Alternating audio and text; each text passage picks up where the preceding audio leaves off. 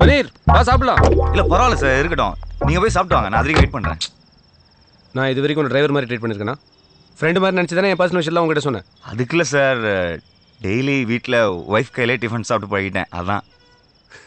கமானியா, இந்த ஹோட்டல் ஃபுட்டோட உன் ஒய்ஃப் ரொம்ப டேஸ்டியாக சமைச்சிருவாங்களா? டேஸ்ட்டாக இருக்கனால தான் சார் டெய்லி 300-400 பேர் வந்து சாப்பிட்றாங்க. 300-400 பேரா? வீட்டில் ஹோட்டல் வச்சுருக்காங்க சார். ஓ சரி, எனக்கும் இந்த மாதிரி ஹோட்டல்லாம் சாப்பிட்டு போர் வச்சிருச்சு. இன்னைக்கு வா, உன் பொண்டாடி கையில் சாப்பிடலாம். அது ஹோட்டலாம் இல்லை சார், அது ஒரு மாதிரி தள்ளு வண்டி சந்தில் இருக்கும், ஒரே கலிஜா இருக்கும் சார். உங்களுக்குலாம் புரியல. ஃப்ரெண்டுன்னு சொல்லிட்டேன்ல, உன் பொண்டாட்டி கையில் சாப்பிட்டு ஃபேமிலி ஃப்ரெண்ட் ஆகிட்டு போகிறேன். இல்லை வேணாம் சார், விட்டுருங்க, இதெல்லாம் சரி வர. என்ன நீ புரிஞ்சுக்கிட்டது அவ்வளோதானா? புரிஞ்சுட்டதுனால தானே சொல்கிறேன், வேணாம் சார்.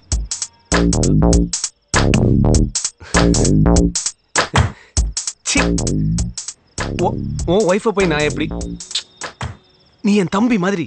நான் தம்பி மாதிரி தான், ஆனால் நீங்கள் வாலியில் ஒரு அண்ணாஜித் மாதிரிலாம் இருக்கீங்க. சரி, நீ என் தம்பி இல்லை, உன் பொண்டாட்டி என் தங்கச்சி மாதிரி.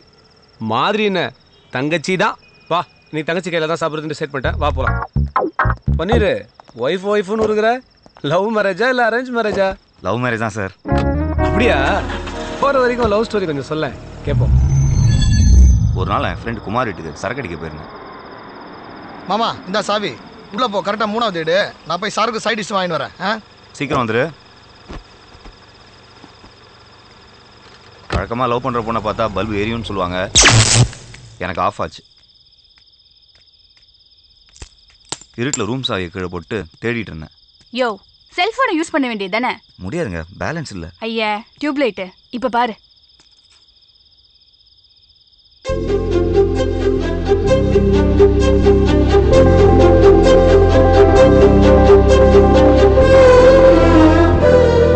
படம் பார்த்தது போதும், கதவு தர. நீங்க ரொம்ப அழகா இருக்கீங்க. ஐயா, ரொம்ப வழியாத. இது செத்து போன என்னோட பாட்டியோட போட்டோ. போட்டு திறக்கிறியா இல்ல போட்டா?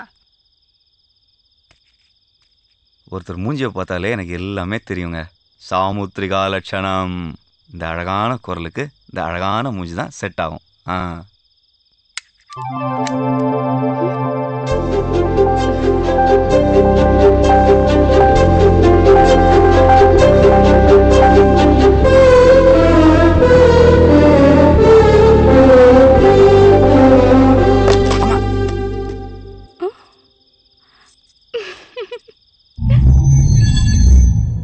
அன்னைக்கு தான் சார் வாழ்க்கையிலே முதல் தடவையா சரக்கு அடிக்காமே போதையான.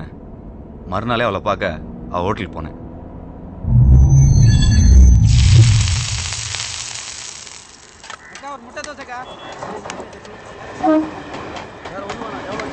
ஹாய். வாயா, என்ன வேணும்? 4 இட்லி. 4 இட்லியா? இட்லி சட்னியோட. உங்களுக்கு என்ன வேணும்? ஒன்று வேணாப்பா. இந்தா.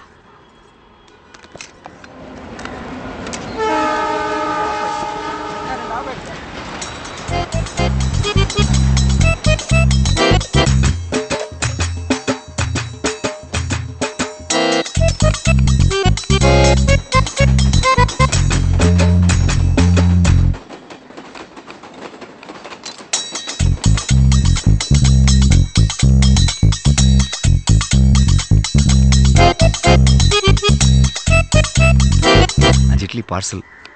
இது யாருக்கு? குமாரனுக்கா? இல்ல, என் ஆளுக்கு. யோ, லவர் வச்சுக்கிட்டு அங்கேருந்து இட்லி சாப்பிட்டுக்கிட்டு என்ன சைட் வச்சுட்டு இருந்தா? எனக்கு மட்டும் இந்த மாதிரி ஒரு லவ்ஸ் இருந்திருக்கணும். கொண்டு 2 நொண்டி முட்டை அங்கே போட்டுருப்பேன். குடி. நீங்க வியாபாரத்தை மட்டும் இல்லைங்க, எல்லாத்தையுமே ரொம்ப நல்லாவே கவனிக்கிறீங்க.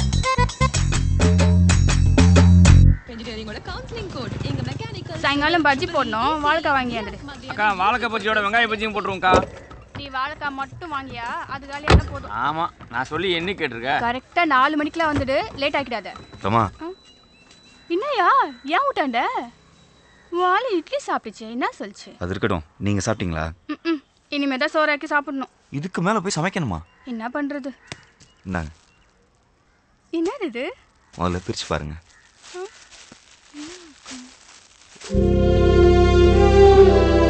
என் கடை இட்லி எனக்கு கிஃப்ட் தெரியா? சாப்பிடுங்க.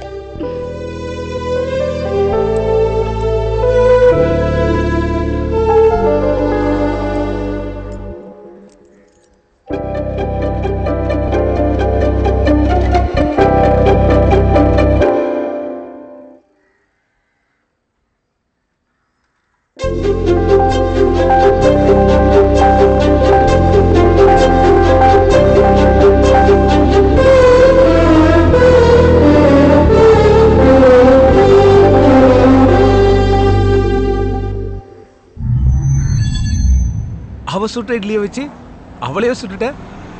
இவ்வளோ ஈஸியாக முடிஞ்சு போச்சு லவ். லவ் தான் சரி ஈஸியாக முடிஞ்சுது. கல்யாணத்துக்கு போட்டாலே ஒரு கண்டிஷன். நான் உன்னை கட்டிக்கணும்னா உன் வீட்டில் உனக்குன்னு சொந்தமாக தனியாக வீட்டுக்குள்ளேயே ஒரு பாத்ரூம் இருக்கணும்.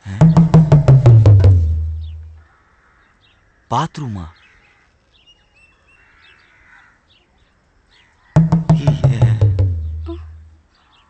இருக்குல்ல? ஆ இருக்கு.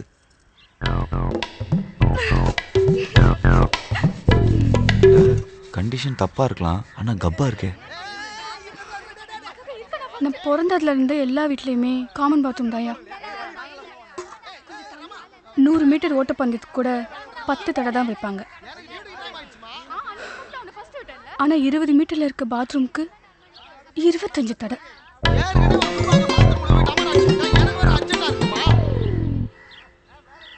தினம் காலையில நான் அதிகம் சொல்றதும் அதிகம் கேட்கறதும். சீக்கிரம் குளிக்க மாட்டேன். ஐயோ டேய் டேய் புளியமலா சீக்கிரம் வாடா. சீக்கிரம் வாயா. டேய் வாடா சீக்கிரம். டேய் இரு இரு அவசரப்படாத இரு. ஐயோ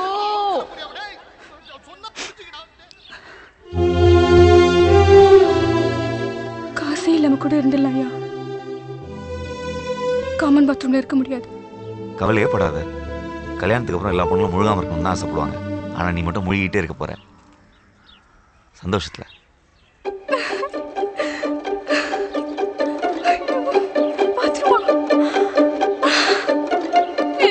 நெசமாதான்.